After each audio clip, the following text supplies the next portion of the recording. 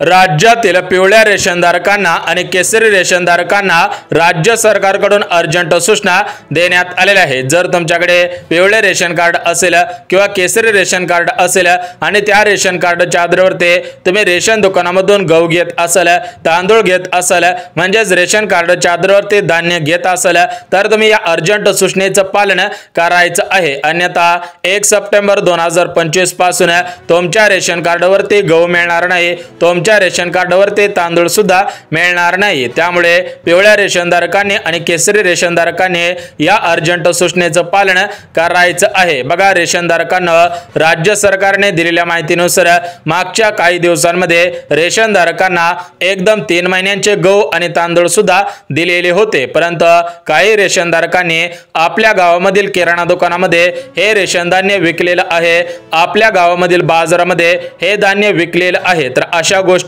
राज्य सरकारच्या निदर्शनास आलेल्या आहेत, म्हणजेच अन्न पुरवठा विभागाच्या निदर्शनास आलेल्या आहेत। त्यामुळे अन्न पुरवठा विभागाकडून राज्याचे मुख्यमंत्री देवेंद्र फडणवीस साहेब यांच्याकडे या तक्रारी सुद्धा गेलेल्या होत्या। त्यामुळे राज्याचे मुख्यमंत्री देवेंद्र फडणवीस साहेब यांनी सर्व रेशनधारकांना अर्जंट सूचना दिलेली आहे। जर तुम्ही या सूचनेचं पालन केलं तर तुम्हाला 1 सप्टेंबर पासून रेशन कार्डच्या आधारावरती गहू आणि तांदूळ मिळणार आहे, परंतु जे रेशनधारक या सूचनेचं पालन करणार नाहीत त्यांचं रेशन कार्ड बंद करण्यात येणार आहे, त्यांना रेशन कार्डच्या आधारावरती गहू आणि तांदूळ सुद्धा मिळणार नाही। त्यामुळे ती अर्जंट सूचना तुम्ही सुद्धा ऐकायची आहे, तुम्हाला सुद्धा ती अर्जंट सूचना सांगत आहे। तर बघा, रेशनधारकांना राज्याचे मुख्यमंत्री देवेंद्र फडणवीस साहेब यांच्या माध्यमातून पिवळ्या रेशनधारकांना आणि केसरी रेशनधारकांना 5 कागदपत्रे द्यायला सुद्धा सांगितलेले आहेत। म्हणजेच तुम्ही ज्या रेशन दुकानामधून धान्य घेत असाल त्या दुकानांमध्ये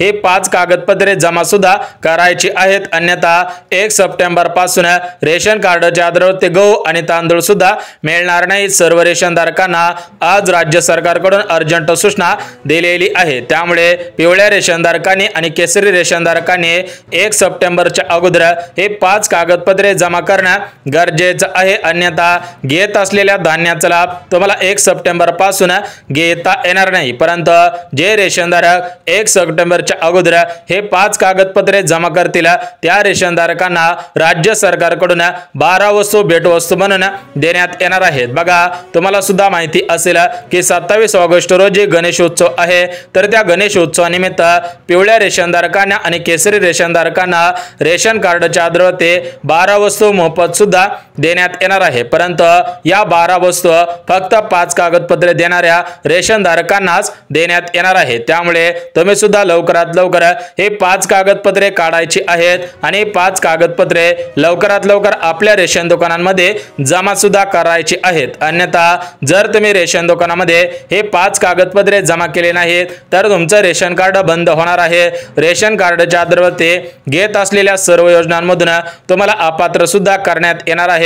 आणि सर्वात महत्त्वाचं म्हणजे जर तुम्ही चुकीच्या पद्धतीने रेशन कार्ड काढलेलं असेल, म्हणजेच नकली बनावट कागदपत्रे देऊन रेशन कार्ड काढलेलं असेल किंवा तुम्ही रेशन कार्डच्या पात्रतेमध्ये बसत नसाल तर तुमच्यावरती राज्य सरकारकडून कारवाई सुद्धा करण्यात येणार आहे। घेतलेले जेवढे पण रेशन धान्य असेल तर ते रेशन धान्य तुमच्याकडून व्याजदरासहित परत सुद्धा घेतले जाणार आहे। त्यामुळे जर तुम्हाला वाटत असेल की आपले रेशन कार्ड 1 सप्टेंबर पासून बंद होऊ नये, आपल्याला रेशन कार्डच्या आधारावरती वर्षानुवर्ष गहू आणि तांदूळ मिळावेत, तर तुम्ही सुद्धा ही 5 कागदपत्रे जमाच करायचे आहेत। बघा, हे 5 कागदपत्रे बघणार आहोत, याच्यामधील महत्त्वाचे 2 कागदपत्रे तुम्हाला सुद्धा माहिती आहेत, परंतु हे जे 3 कागदपत्रे मागवण्यात आलेले आहेत तर हे 3 कागदपत्रे नवीन आहेत। त्यामुळे तुम्ही लवकरात लवकर 3 कागदपत्रे काढायची आहेत। या 3 कागदपत्रांना थोडाफार वेळ लागत असतो, त्यामुळे तुम्हाला ही अर्जंट सूचना राज्य सरकारने अगोदरच दिलेली आहे। त्यामुळे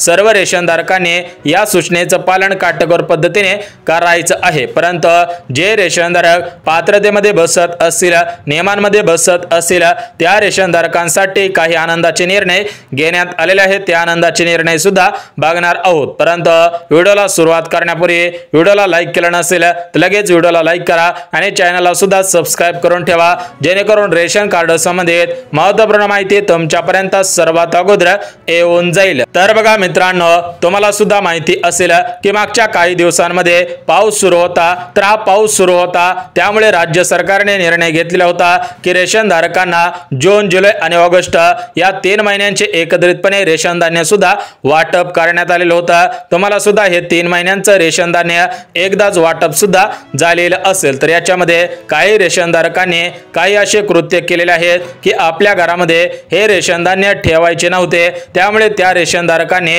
हे रेशन धान्य किराणा दुकानांमध्ये विकलेलं आहे। आपल्या गावामधील बाजार असतात त्या बाजारांमध्ये विकलेलं आहे। काही रेशन धारकांनी या रेशन धान्याचे दलाली सुद्धा केलेली आहे। बघा, हे रेशन धान्य फक्त गरजू नागरिकांसाठी राज्य सरकारने आणि केंद्र शासनाने सुरू केलेले आहे, त्यांच्यापर्यंत हे धान्य पोहोचत नाही।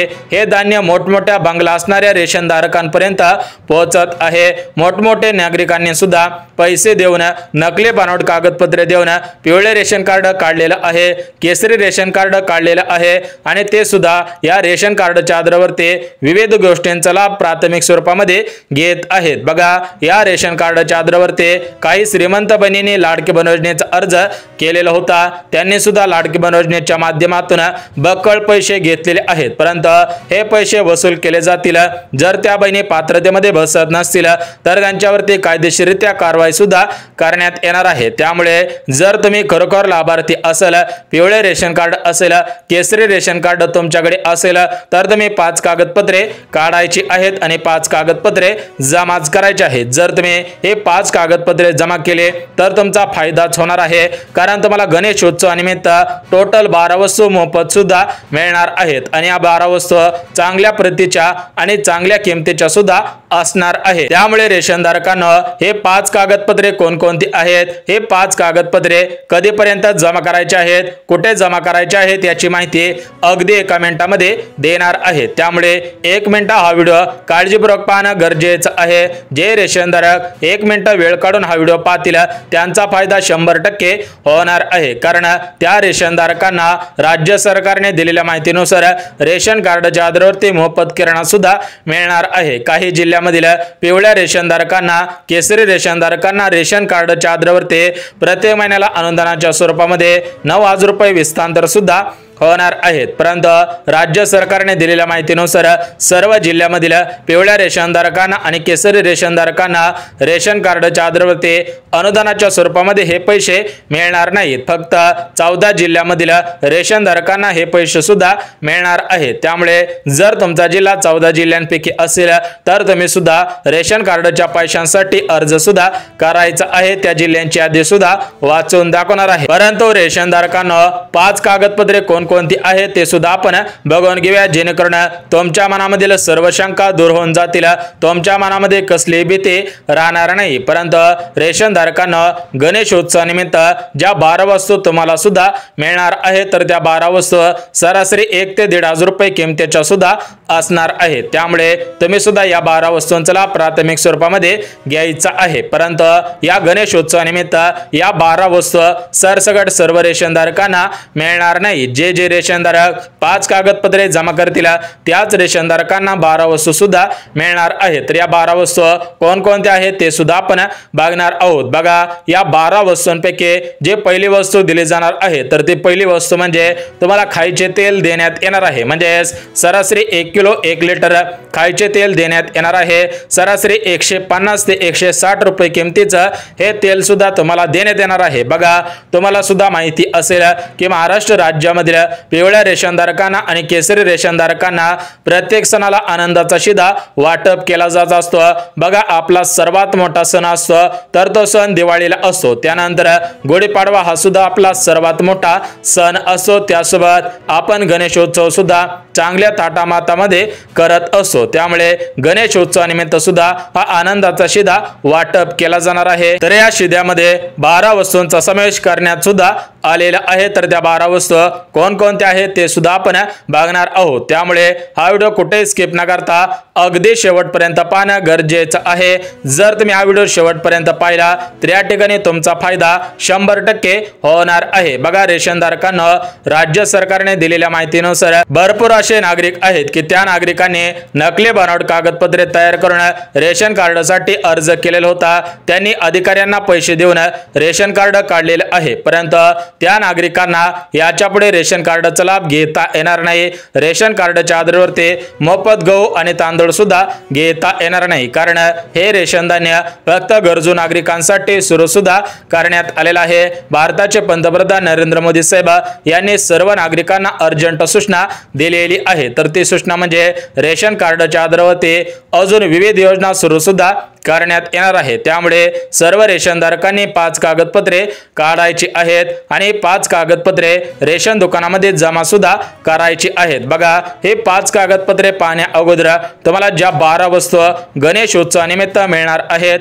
तर या 12 वस्तू कोणकोणत्या आहेत ते सुद्धा तुम्हाला सांगणार आहे। त्यामुळे 1 मिनिट हा व्हिडिओ पहा। 1 मिनिट व्हिडिओ पाहिला तर तुम्हाला त्या 12 वस्तू समजतील आणि त्यासोबतच जे 5 कागदपत्रे जमा करायची आहेत ते 5 कागदपत्रे सुद्धा समजणार आहे। तर बघा मित्रांनो, रेशन कार्डच्या आधारावरती ज्या 12 वस्तू मिळणार आहेत, तर या 12 वस्तूमधील पहिली वस्तू गोड तेल म्हणजेच खायचं तेल मिळणार आहे। त्यासोबत विविध प्रकारच्या डाळी मिळणार आहेत, विविध प्रकारचे मसाले मिळणार आहेत, सोयाबीन मिळणार आहे, मीठ मिळणार आहे, मैदा मिळणार आहे, त्यासोबत साखर सुद्धा मिळणार आहे। त्यासोबत विविध प्रकारच्या डाळी असतील, हरभरा असेल, अशा प्रकारच्या जीवनावश्यक वस्तूंचा समावेश करून तुम्हाला आनंदाचा शिधा वाटप सुद्धा केला जाणार आहे। परंतु रेशन धारकांना 5 कागदपत्रे काढायची आहेत, तरच तुमचं रेशन कार्ड चांगल्या पद्धतीने राहणार आहे, अन्यथा तुमचं रेशन कार्ड बंद सुद्धा करण्यात येणार आहे। तुम्हाला रेशन कार्डच्या आधारावरती गहू आणि तांदूळ सुद्धा